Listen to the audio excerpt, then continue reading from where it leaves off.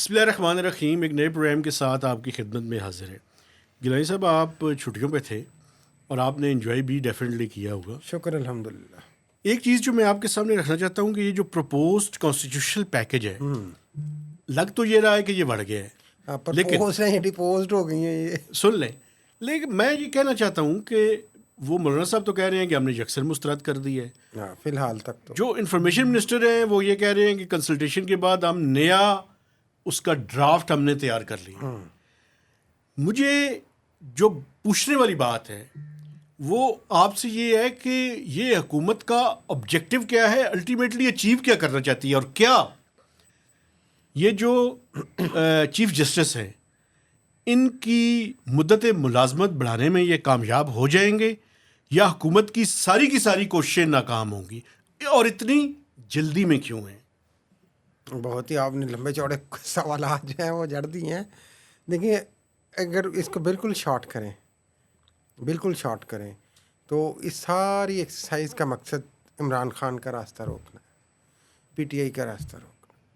और अच्छा। ये शुरू से हम ये देखते आ रहे हैं, ये हो रहा है। उसकी वजह क्या है? उसकी वजह यह है कि जो जस्टिस मंसूर अली शाह हैं, सीनियर मोस्ट हैं, जो आने वाले, अभी तक तो सीनियर मोस्ट का ही लॉ है, अभी कानून नहीं बना कोई और, तो नए चीफ जस्टिस ऑफ पाकिस्तान वो होंगे। उनके साथ जो उन्होंने चार्ज कब लेना है? 25 अक्टूबर को रिटायरमेंट का उनका डे है ना, काजी फायद ईसा का। तो वो जो रिलीफ एक्सपेक्ट नहीं कर रहे थे कि ये court, supreme court of Pakistan उन्हें दे देगी पीटीआई को, तो अब उसके बाद उस पर वजाहत भी आ गई। अब मसला ये है कि ये काजी फायद ईसा तो देखें एक एलिजिडली सहूलतकार है। सहूलतकार इन द सेंस के उन्होंने एंटी इमरान स्टांस लिया, इमरान खान को रिलीफ नहीं दिया, तो हेल्प आउट किया उन्होंने। मुल्क की जो मिलिट्री इस्टेब्लिशमेंट है जो इस वक्त इमरान खान के ख़िलाफ़ है, और जो हुकूमत है जो इमरान खान के ख़िलाफ़ है, तो उसको उन्होंने हेल्प आउट किया। तो उसकी वजह से वो चाहते हैं कि ये रहें, और वो चीज़ जो है वो जो मेजॉरिटी है सुप्रीम कोर्ट ऑफ पाकिस्तान में, जिससे लाइकली एक ख़दशा है कि कोई ऐसे केसेस कल को सुने जाएं जिससे पीटीआई को और ज़्यादा रिलीफ मिल जाए और एक कॉम्प्लिकेशन पैदा हो। अच्छा, वो हम नहीं चाहते। एक मैं मतलब ये लुबे-लबाब ये है सारा, जालत ना समझिएगा मेरी, बाकी सारी बातें जुज़वी हैं। अच्छा, मुझे ये बताएं कि आईनी कोर्ट, आपको पता है कि जो चार्टर ऑफ डेमोक्रेसी हुआ था बेनज़ीर भुट्टो साहिबा और नवाज शरीफ के दरमियान, उसमें भी ये शामिल था। तो अगर आईनी कोर्ट बन जाता है तो ये किस तरह से इमरान खान के खिलाफ है? सही कह रहे हैं। नहीं, आईनी कोर्ट की डिमांड आज से नहीं है। आपको याद होगा जब इस्लामाबाद हाई कोर्ट बना था परवेज़ मुशर्रफ साहब के समय, जी, उस वक्त भी इसको एज एक कॉन्स्टिट्यूशनल कोर्ट जी, इवॉल्व करने की बात की गई थी, लेकिन वो नहीं हो सका। और उसके बाद चार्टर ऑफ डेमोक्रेसी तो चलता रहा है। सवाल ये नहीं है, सवाल हमेशा हम कहते हैं कि टाइमिंग पे होता है कि ये चार्टर ऑफ डेमोक्रेसी कोई आज आया है, ये हुकूमत अब बनी है, कोई अचानक आपको चार्टर ऑफ डेमोक्रेसी के मुताबिक अब यार जमहूरियत का मरोड़ आप उठाए और 65 से 68 एज करके आप एलिजिडली, या एक अजम्पशन है, नहीं हकीकत है कि काजी फायद ईसा को आप बढ़ाना चाहते हैं। क्या कामयाब होंगे इसमें? क्योंकि वो एलिजिडली बुग़्ज़ इमरान उनका वाड़ा वाज़े है उसमें, तो कामयाब होगी हुकूमत या नहीं होगी? देखिए, कोशिश पूरी होगी, हर लिहाज से कोशिश होगी, क्योंकि ये हुकूमत का बिल नहीं है, ये मिलिट्री इस्टेब्लिशमेंट का बिल है, लोग कहते हैं। और उसकी जो वाज़े मिसाल है वो जो बड़े सैयद बादशाह चीफ ऑफ आर्मी स्टाफ के चेहरा मोहरा मोहसिन नकवी, वो जो दीदार ही नहीं कराते, उन्होंने कितने चक्कर लगाए हैं आपको पता है मौलाना फजलुर रहमान के घर के, बकौल राना सनाउल्लाह के, जो ऑन द रिकॉर्ड उन्होंने इंटरव्यू दिया है एक टीवी चैनल को। उन्होंने कहा कि कम अज़ कम 10 दफ़ा गए मोहसिन नकवी मौलाना फजलुर रहमान के पास। लेकिन एक बात मुझे बताएं, आपने राना सनाउल्लाह का नाम ले लिया जी, ये मियाँ नवाज शरीफ और राना सनाउल्लाह साहब जब से ये प्रपोज्ड कोई भी वो सामने आया है मुजवज़ा आईनी तरमीमी बिल, उसके बाद से गायब हैं, झूठा है, वो चले गए हैं। शायद वो भी अब कई तरह की थ्योरीज चल रही हैं, लेकिन पहले मैं ज़रा मोहसिन नकवी पे आ जाऊँ कि ये मिलिट्री इस्टेब्लिशमेंट का अगर स्टेक ना होता तो क्या मोहसिन नकवी जा रहे होते बार बार वहाँ? सवाल ही पैदा नहीं होता। वहाँ पे जाके उनको कन्विंस करने की कोशिश कर रहे होते। यहाँ तक भी ये बात फैसल वोडा साहब की बात और ज़रा इसको वाजे करती है ना। हाँ जी, निकम्मों और नाहलों की हुकूमत, वो आपस में उनकी फिर नहीं बनती। लेकिन ये क्या मोहसिन नकवी को कह रहे थे, वो ये शहबाज शरीफ को कह रहे थे? मेरे ख्याल भाई में तो वो भी हुकूमत है ना, वजीर दाखिला है, क्या हो गया? नहीं, वजीर दाखिला का काम तो बेसिकली देखे ना, कानून साजी करवाना तो नहीं है ना। कैबिनेट का हिस्सा तो है ना भाई, हाँ ही इज जी, पार्ट है। Of government. ठीक है, कैसी लेकिन वो बातें शहबाज शरीफ और उनकी हुकूमत के लोगों उनकी के तरफ कह रहे थे ना कि ये नाहल है, ये मोहसिन नकवी भी नाहल हो गए, नाकाम हो गए एक तरह से। आप लेकिन हर बात में मोहसिन नकवी साहब को ले आते हैं। भाई लोग लोग भला क्या बात कर रहे हैं। जी, असल में देखें, मोहसिन नकवी साहब, आप लोगों की बात भी करें और अपनी बात भी करें। मैं तो कहूँगा मोहसिन नकवी चेहरा मोहरा है जनाब, मैं तो कहता हूँ। और फिर वो जाहिर है वो अहलिया के रिश्तेदार हैं चीफ साहब की, तो वो अब गलत करें सही करें, वो उस पर कुछ होना तो नहीं है ना। नहीं, ऐसी बात नहीं है, वो उनसे पूछ के करते हैं, आप गलत बात कर पर रहे हैं। उनको कोई सजा तो नहीं देने वाला ना कि भाई तुम सर नाकाम हो गए नहीं, हो। ओ यार उनको जवाब देते हैं, क्या जो दे- जिम्मे काम लगाया जाता है वो बताते हैं आके, आके नहीं हो अपनी रहा, तरफ से कुछ नहीं करते। नहीं हो रहा, उनको शोर करो, आप खाम खा कह रहे हैं। करो। लेकिन मोहसिन नकवी साहब पंजाब में तो फेल हो गए। कैसे? वो कोशिश तो यही थी ना कि PMLN जीत जाए, PTI दब जाए, नहीं दबी। नहीं, वो वहां इलेक्शन से में ओ वो भाई, मतलूबा नताज ना दिलवा सके, मतलूबा नताइज तो आ गए थे, को नहीं आए थे, वो ज़बरदस्ती बाद में किए गए थे। आखिर में वो जो अब वो क्या यहाँ पे कहते भी हैं वो अभी मिडनाइट ऑपरेशन जो हुआ अभी था। तक वो मतलूबा नताज नहीं दे सके। अच्छा चले, मिडनाइट जो ऑपरेशन हुआ था उसमें कामयाबी हासिल हो गई थी। मकसद ये कहने का फार्म मकसद ये 47 मैंने और था, आपने तैयार किए थे। मकसद ये था कि मोहसिन नकवी नुमाइंदा है मिलिट्री इस्टेब्लिशमेंट के, चीफ ऑफ आर्मी स्टाफ के, तो अच्छा इसलिए सर, उनकी जान छोड़ दें। ये बिल उसकी तरफ से, उनकी तरफ से आया। अब आ जाए मसवदे पे। अच्छा, मुसवदे से पहले एक सवाल ज़रूरी पूछना चाहता हूँ मैं हाँ आपसे। जी। मुझे ये बताएं कि ये जो आइंदा आने वाले चीफ जस्टिस हैं, हाँ जी। अगर वो आ जाते हैं तो ये तासर क्यों है कि वो पीटीआई को सपोर्ट करते हैं? तो ये फैसले की वजह से तासुर है ना।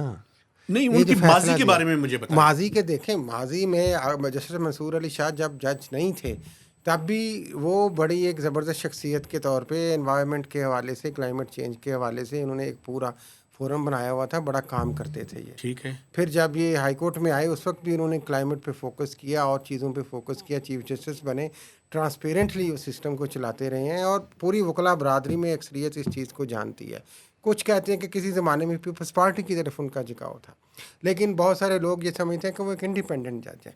उनको इसलिए अब लेबल किया जा रहा है क्योंकि इस केस में PTI को रिलीफ दे दिया उन्होंने, जो कि शायद बनता था, वो कहते हैं उन 8 जजेस की नज़र में तो बनता था तो उन्होंने दे दिया, तो काजी फ़ायद ईसा की नज़र में नहीं बनता था तो उन्होंने नहीं दिया, तो इसलिए उनको कंट्रोवर्शियल किया जा रहा है। ये ऐसी सूरत हाल बनाई जा रही है जो उमर अता बंदयाल के दौर में बनी थी। लेकिन मैं आपको याद कराऊं, जब justice Umar Ata Bandial chief justice थे तो उस वक्त भी बहुत सारी बातें उनको क्या क्या कुछ नहीं कहा जाता था। इमरान खान और PTI की उसकी क्या कहते हैं उल्फत के हवाले से भी, रकाबत के हवाले से भी, और बहुत सारे मौक़ों पे सीनियर जज के होते हुए उन्होंने इख्तलाफ किया जस्टिस उमर अता बंदयाल से। अच्छा, एक चीज़ आप मुकम्मल कर चुके हैं या भी कुछ कहना है आप? तो इसलिए मैं एक चीज़ इसमें बड़ी वाज़ेह करना चाह रहा हूँ, ये जो अब डिबेट को मुख्तलिफ़ तरीके से पाकिस्तान में उलझाया जा रहा है ना, कि काजी फ़ायद ईसा जनाब इस तरह से और वो इमरान दार जजेस एलिजिडली और इस तरह से, मसला ये नहीं है। या काजी फ़ायद ईसा को ये प्रो इस्टेब्लिशमेंट अब क्यों हो गए और वो इस तरह से क्यों हो गए। देखिए, काजी फ़ायद ईसा का जो कोर्ट के सीनियर रिपोर्टर्स हैं वो ये बताते हैं कि उनके जो बाइसेस हैं वो अपने बाइसेस को छुपा नहीं सकते, वो कोर्ट में फुली एक्सप्रेस कर देते हैं। उनके 2 बड़े बाइसेस हमने देखे हैं उनके सारे टेन्योर में, एक फैज़ हमीद के ख़िलाफ़ जो DGSI फार्मर थे, DGISI, और एक इमरान खान के।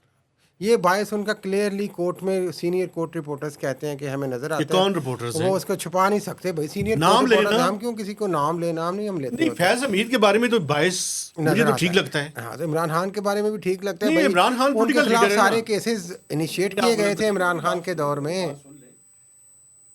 फैज हमीद एक ओहदे के ऊपर थे जिसका उन्होंने हल्फ लिया हुआ था, और वो हल्फ क्या था कि मैं इस मुल्क के आइन और कानून के मुताबिक काम करूंगा। ये उनके हल्फ का हिस्सा है या नहीं है?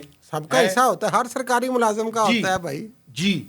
तो मुझे ये बताएं कि वो जो करते रहे अपना प्राइवेट लोगों को अगवा, हैंकी फैंकी सारी करते रहे, उसको आप कैसे जस्टिफाई कर सकते पॉलिटिकल हैं? इंजीनियरिंग जो आज हो रही है वो भी उसी वो तो तरह से गलत है ना। हाँ, तो कल भी गलत थी, हमने तो हमेशा ही कहा ना। तो भाईजान, इमरान खान के बारे में बाइस रखना बुरी बात है, वो पॉलिटिकल लीडर है। और लीडर है, लेकिन उस वक्त वो वजीर आजम थे जब उन पे सारा ये मामला चला।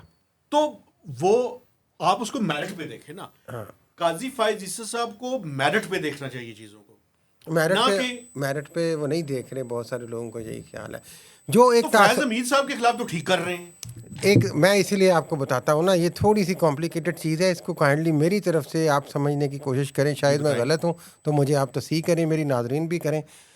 जब काजी फ़ायद ईसा ने, सीनियर जज थे उस वक्त, तो जाहिर है टॉप 2-3 में आते थे वो, जो फैज़ाबाद का फैसला दिया था 2019 में जाके, बिल्कुल ठीक फैसला था, ठीक फैसला था ना, वो उन्होंने कहा था कि ये गलत है। उस वक्त बहुत सारे लोगों ने, ये हो सकता है साल मैंने गलत बता दिया हो, बहुत सारे लोग जो चूँकि उस वक्त एंटी इस्टेब्लिशमेंट थे, जो समझते थे इंक्लूडिंग PMLN कि ये सारा कुछ गलत हो रहा है, उनकी हुकूमत को गिराया जा रहा है, और जो कि वाकई गलत तरीके से गिराया जा रहा था, तो उन्होंने समझा कि ये मिलिट्री इस्टेब्लिशमेंट के ख़िलाफ़ है बंदा, ये तो बड़ा स्टैंड लेगा।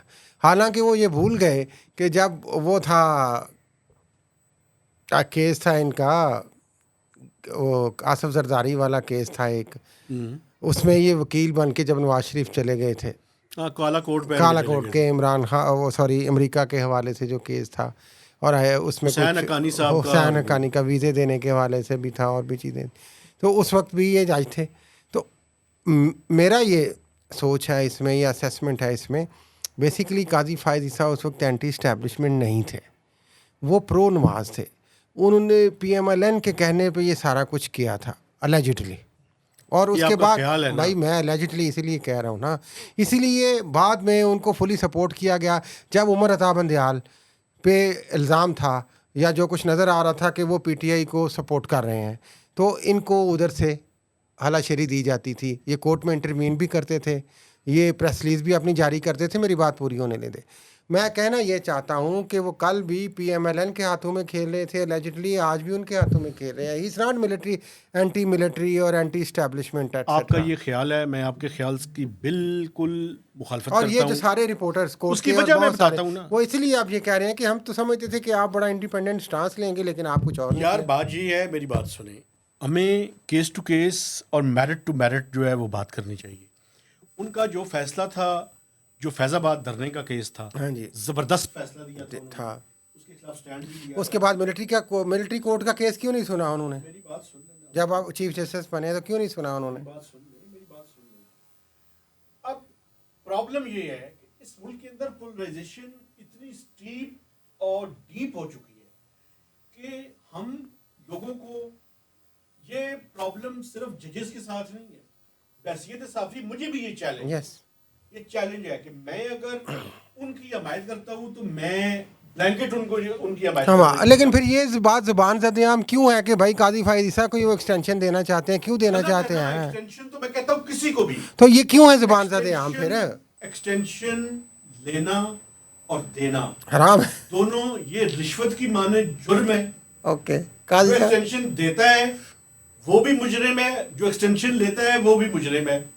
अब दूसरी बात ये, तब तक जब तक पार्लियामेंट खरीदो फरोख्त के बगैर कानून साजी करते जी। और दूसरी बात ये, अब ये जो बात आपने फरमाई शुरू में चार्टर ऑफ डेमोक्रेसी के हवाले से कि जनाब उसके हवाले से कॉन्स्टिट्यूशनल कोर्ट था, प्लान ये है अलेजिडली कि आइनी कोर्ट बना के सुप्रीम कोर्ट के ये उसकी उम्र 68 करके इनको वहाँ ले जा के ये सारे PTI वाले केसेस उधर ट्रांसफ़र किए जाए। मुझे इससे गर्ज नहीं, वो जो मर्ज़ी करें, पार्लियामेंट का हक़ है वो कानून बनाए, लेकिन क्या ये जो मसौदा है इसको इस कदर खुफिया क्यों रखा गया? इसमें स्टेक होल्डर्स से, बार से, वकला से, सिविल सोसाइटी से क्यों नहीं डिस्कशन? ये आइनी तरमीम है जनाब अली, कोई मजाक तो नहीं है। 26वीं आइनी तरमीम है जिसका किसी को पता ही नहीं क्या आ रहा है। मैंने इसको नहीं पता, मिनिस्टर्स को नहीं पता, बनाने वाले उन्हें खुद नहीं पता है उन्हें। मैं आपको बता रहा हूँ 3-4 नाम है, आपको इजाज़त दें मैं दे रहा हूँ। कल को ये बात फिर मेरी, अल्लाह का शुक्र है बहुत सारी बातें उसकी मेहरबानी से कंफर्म होती हैं। मैं आपको बता रहा हूँ ये जो मसौदा बना है इसके 3-4 बड़े बड़े लोग जो इसमें शामिल हैं। एक तो मैं ये दूँ आपको, जिस तरह इकॉनमी का डेस्क बन गया है पॉलिटिकल डेस्क के बाद बड़े घर में, तो मुझे लग रहा है लीगल डेस्क भी बन गया है एक। तो इसमें जो पेश हैं वो attorney general of Pakistan Mansoor Awan, ये इस सारी गेम में शामिल हैं, इस मसौदे की तैयारी में ऑन बोर्ड हैं वो। उसके बाद इजाज़त दें, मैं इल्ज़ाम नहीं, मैं अपनी असेसमेंट बता रहा हूँ, मैं कोई इल्ज़ाम नहीं कर रहा। मौजूदा चीफ जस्टिस ऑफ पाकिस्तान काजी फ़ायज़ ईसा इसमें शामिल हैं, ऑन बोर्ड हैं। ये सारा मसवदा उनके नोटिस में था, उनको पता होगा मेरी असेसमेंट के मुताबिक। और ये जो गलत बयानी फरमा रहे हैं आज़म नज़ीर तारड़ वफाकी वज़ीर कानून, ये लोगों को बेवकूफ़ बना रहे हैं। इसहाक डार साहब आपके जो मेहरबान और दोस्त हैं उनका भी समेत, ये हो नहीं सकता कि उनको बताओ। ये तो बनाने वालों में है ना, आज़म नज़ीर तारड़, मंसूर अवान, काजी फ़ायज़ ईसा की मशावरत, और उधर से भी कोई लीगल डेस्क का कोई बंदा होगा, कुछ लोग जो उनके नुमाइंदे टीवी पे बड़े आते हैं, शायद हो सकते हैं वो भी हों। तो 4 आदमियों के नाम 3 नाम नहीं मैंने छोटे का लिया है, ऐसे ही आगों से बड़े। है। नहीं नहीं, उनको भी मक्के, ये तो मीडिया को बताने का तरीका होता है ना यार, मैंने तो आप नहीं पता की गया भाई यार, पता सब कुछ होता है। और मोहसिन नकवी 5 इनको तो पता था, लेकिन तैयारी में आज़म नज़ीर तारड़ शामिल थे। मेरी पूरी असेसमेंट है, मैं आपको ज़िम्मेदाराना तरीके से अपने तजर्बे की रोशनी में बता रहा हूँ। और काजी फ़ायज़ ईसा ऑन बोर्ड थे, और अटार्नी जनरल तो पेश थे। तो ये कहना कि हमें पता नहीं था, अचानक आ गई, अब हम सबसे पूछेंगे, भाई अब आप क्यों पूछेंगे? जब आप नाकाम हो गए तो आपने कहा अब हम सबसे पूछेंगे कि जनाब आएँ, आप बैठें, आप बात करें। अच्छा, लंबा हो गया प्रोग्राम, आखिर में जल्दी में क्यों है? नहीं, जल्दी में क्यों है? मेरा ख्याल है एक तो जल्दी इसलिए कि 25 अक्टूबर आ रही है और आपको काजी मंसूर अली शाह को नोटिफाई करना पड़ेगा। दूसरी जल्दी इसलिए है कि 1.5 साल रह गया है chief of army staff Asim Munir साहब की रवानगी का। नवंबर 28 या 29 को या 26 को उन्होंने रिटायर होना है अगले में। 2025 तो अब आपको पता है 5-6 महीने पहले डेलिब्रेशन शुरू हो जाती हैं, तो वो उनके पास भी वक्त कम है और फ्रस्ट्रेशन बढ़ती जा रही है कि कुछ हो नहीं रहा। अब इस पे बहुत सारी क्यासराइयाँ हो रही हैं कि फजल रहमान से माइनस भी हम कुछ कर लेंगे, हम जो मर्ज़ी कर लेंगे, हम छोड़ेंगे नहीं, पीटीआई को नहीं आने देंगे, इमरान खान को नहीं आने देंगे। ये मंसूर अली शाह का मसला नहीं है, मसला पीटीआई का है। काजी फ़ायज़ साहब इसलिए आए थे कि पीटीआई को रोका वैसे जाए। मैं आपको एक रिक्वेस्ट करूं, एक आखिरी बात इस सेगमेंट पे करके एक दूसरी बात मैंने करनी है ज़रूरी। शख्सियात का इशू नहीं होना चाहिए। मैं फिर कहता हूँ आइन और कानून आप उसमें असर शुरू कर देते हैं। मसला ये है कि कोई वारा खाए या ना खाए। इशू ये है कि इस मुल्क का आइन और कानून मुकद्दम होना चाहिए। अगर जस्टिस मंसूर अली शाह आपके अलाइंड नहीं है, फिर इसका मतलब है कि वो बहुत अच्छे जा रहे हैं। नहीं, अगर वो उनके भी अलाइंड नहीं है बिल्कुल, तो फिर तो और अच्छी बात है यार। लेकिन अगर आप आइन और कानून की पासदारी नहीं करना चाहते तो हम क्या करें? और आप ताकतवर भी हैं। सब्र करें, फिर नहीं, सब्र नहीं हो रहा ना हमसे, कर ले जो करना है। इसीलिए तो हम मुख्तलिफ तरीक़ों से आप पैगाम रसानी कर रहे हैं कि मौलवी साहब नहीं भी है हमारे साथ तो खैर है, हम देख लेंगे, हम खान को तो वहीं नहीं आने देंगे, जो मर्जी हो जाए। एक तेरी ये भी वैसे आखिरी मज़े की चल रही है बड़ी, वो भी दिलचस्प है कि आपको पता है नवाज शरीफ और मौलाना फजल रहमान की मुलाकात तय थी और ये सुनने में आ रहा था रात गए वो उनके घर जाएंगे, फिर वो चले गए। जब उन्होंने मसवदा देखा, कुछ लोग ये कहते हैं कि नवाज शरीफ को भी नहीं पता था कि असल में ये गेम अंदर से हो रही है। इसमें और बहुत सारी ऐसी अमेंडमेंट्स हैं जो अभी तक खुफिया हैं। तो कुछ ये कहते हैं कि वो आंख का इशारा उधर कर गए थे मौलाना फजल रहमान को कि नो कर दो, और ख़ुद भी चले गए। इसका मतलब है वो भी ऑन बोर्ड नहीं है। वो भी ऑन बोर्ड अब जो देखने के बाद तो नहीं है। अब उनकी बेटी अगर उनको कन्विंस कर ले तो अलग बात है। ये क्या खिचड़ी है यार? ये खिचड़ी ऐसे ही है यार। देखें, जब आप इमरान खान वज़ीर आज़म थे तो बिलावल भुट्टो ज़रदारी मोहतरम और बाकी सारी शख्सियात PMLN की, ये इनको पपट वज़ीर आज़म कहते थे, खुलेआम कहते थे। तो ये जो मौजूदा प्यारे वज़ीर आज़म है शहबाज शरीफ, ये पपट प्लस हैं। इनकी क्या ज़रूरत कि ये बोलें? अलेजिडली तो ये डिक्की में बैठ के जाते रहे हैं मिलने, तो इनकी क्या ज़रूरत है कि वो आगे बोलें यार? पपट प्लस से कोई आगे का वर्ड हो। हाँ, जिस तरह हाइब्रिड प्लस पपट तरीन पपट तरीन। नहीं, जहांगीर खान तरीन की मदद हासिल की है। नहीं नहीं, मेरे ख्याल लीगल मैटर्स पे तो वो नहीं कोई मदद कर सकते ना, वैसे कुछ करें तो कर लें। हाँ तरीन से मुझे याद है। हाँ, तरीन से। हाँ, एक आखिरी बात करके इजाजत चाहूंगा कि वैसे उनके बेटे का नाम मुझे बड़ा पसंद है, किनका, जहांगीर तरीन के, क्या नाम है? अली तरीन। अच्छा नाम है, माशाल्लाह। लेकिन एक बात मुझे करने की इजाजत है, जो बिजली का इशू है, आपको पता है आज नेपरा ने नोटिस दिए हैं IPPs को। अच्छा, एक और भी खबर इसके अंदर बड़ी डिटेल में जाके करने वाली है, और वो ये है कि ये जो है ना जेनकोज और डिस्कोज और NTDC, इन सब को हुकूमत ने एसेंशियल एंटिटीज करार दे दी है। ठीक है। यानी इनको प्राइवेटाइज या डिवॉल्व या अबॉलिश नहीं किया तो फिर ये बोर्ड ऑफ डायरेक्टर्स ही चलाएगा इन्हें? यानी इसका मतलब है कि पब्लिक प्राइवेट पार्टनरशिप पे तो शायद जाएं, जाएं, लेकिन इनको पूरा प्राइवेट डिसमेंटल नहीं किया जाएगा ना। ज़ाहिर है फिर तो आपको एक बहुत बड़ा इंफ्रास्ट्रक्चर जिससे आपको पैसे भी मिलते हैं वो आप प्राइवेटाइज कर देंगे। एम ही गलत है मैं भाई। आपसे बात करूंगा, असल में मसला बिजली ये के है- नाम पे जो लूटमार स्टेट ने मचाई हुई है यार, जाने दें, आप आवाम की भी बात नहीं, किया आप करें। बात सुनिए ना, बिजली की कीमतों में कमी की कोशिश हो रही है। कोशिश कितनी कमी हो सर्दियों जानी है में भाई। बिजली की कीमत कम करने की कोशिश करनी है। सर्दियों में तो वैसे ही बड़ी कम कंजम्पशन होती है मेरे सबसे भाई। कम होती है ना, इसी वजह से मेरा जाती असेसमेंट है कि 16 से 20 रुपए के दरमियान बिजली की पर यूनिट। अल्लाह पाक ऐसा करे, लेकिन मैं एज ए पब्लिक आपसे डिसएग्री करता हूँ। ये इसलिए नहीं प्राइवेटाइज की जा रही फुली कि भाई इन्हीं पे तो हमारे मसूलात का इन्हिसार है सारा। ये बात नहीं है। आपको पता है फिर आप कहेंगे मुझे बात याद आ गई, 1,000 रुपया फिक्स टैक्स पंजाब में तो मैं देख के आया हूँ बिल। आपने मीटर के चार्जेस लेना शुरू कर दिए बिल में से। किस खाते में? जब आप एज ए कस्टमर आप मीटर खरीदते हैं तो आप मीटर के पूरे पैसे देते एक बात हैं। ये सुनिए, मुफ्त का आप जगह इसको टैक्स हम डिटेल क्यों दे करें, रहे बात जरा हैं? सुनिए। नहीं, हम मुफ्त का जगह टैक्स क्यों दे 1,000 रुपये इस मीटर? मुल्क में है ही जगह टैक्स ना, बुनियादी बात आवाम है। पे रहम करें यार आप। नहीं, मेरी बात आप आप खाम जस्टिफाई करते हैं यार। मैं जब मुझे बोलने ही नहीं देते आप। मसला ये है कि पहले आप ये कहें कि 1,000 रुपया फिक्स टैक्स गलत है। 100% गलत है, गलतान है, ये ब्लंडर है। मुझे ये बताएं ये लूट कि- मार है, जगह टैक्स है, पता है। मुझे ये बताएं सरकारी। कि इस सेक्टर को प्राइवेटाइज करें। मैं ये कहना चाहता हूँ, प्राइवेटाइज जब तक नहीं होगा ये सरकार में रहेगा, इसके लॉसेस कभी खत्म नहीं हाँ। होंगे। तो ना हो लॉसेस की किसे परवाह है? भाई उसी की वजह से तो टैरिफ ज्यादा है। ओ भाई माल इकट्ठा करना है, ऐसी टैरिफ टूरिफ केड़ा किसी ने परवाह टैरिफ की? फजूल ऐसी बातें करते हैं। इस मुल्क के हुक्मरानों को परवाह है गरीब आवाम की? ऑनेस्टली बताएं आप। मुझे ये बताएं, हमने नहीं, तो ऑनेस्टली बताएं, परवाह है? कोई परवाह नहीं हाँ, है। तो फिर बात मुझे खत्म ये हो गई। बताएं कि आईपीपी हमने प्राइम मिनिस्टर के बेटे का कहा था, आज तक वो बंद नहीं की। नहीं की उन्होंने। और मजे की बात आपको आप फिर कहें बात बड़ी लंबी होगी, बात दिलचस्प है। बहुत लंबी हो गई है। आप वो दिलचस्प बात है। शहबाज शरीफ साहब ने अपनी आईपी पे कुछ नहीं किया।